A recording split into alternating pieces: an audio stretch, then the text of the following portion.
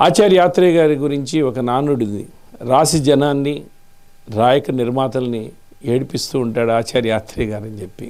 ఒక్కోసారి ఒక్కో పాట రాశారని అంటే ఆయన 3 నిమిషాల్లోనే రాసిస్తాడు. ఒకసారి 3 ఏళ్ళు సాగినా కూడా పాట రాదు ఆయన నుంచి. అలాంటి పాటల కోసం వెయిట్ చేస్తూ ఉండేవాళ్ళు.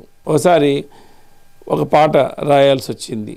ఆయనకి థాట్ రావట్లే, ఎట్లా రాయాలి, ఏం రాయాలి అని చెప్పి అవుట్ హౌస్లో ఉండేటప్పుడు ఒక రేకులు పైన కింద వాష్రూమ్ అలా ఉండేది.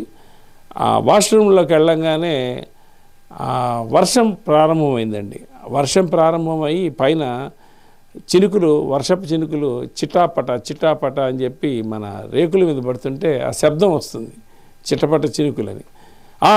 అని చెప్పి వెంటనే పాట వచ్చేసింది. ఆయన వచ్చేసి రాసుకో అని, చిట్టపట చినుకులు పడుతూ ఉంటే చెలికాడే పక్కన ఉంటే అని ఆ పాట అప్పటికప్పుడు రాసి ఇచ్చాడు. అది సూపర్ డూపర్ హిట్ అయింది. ఈరోజు కూడా వర్షం పడుతూ ఉంటే ఆ పాట గుర్తుకొస్తూ ఉంటుంది మనకి.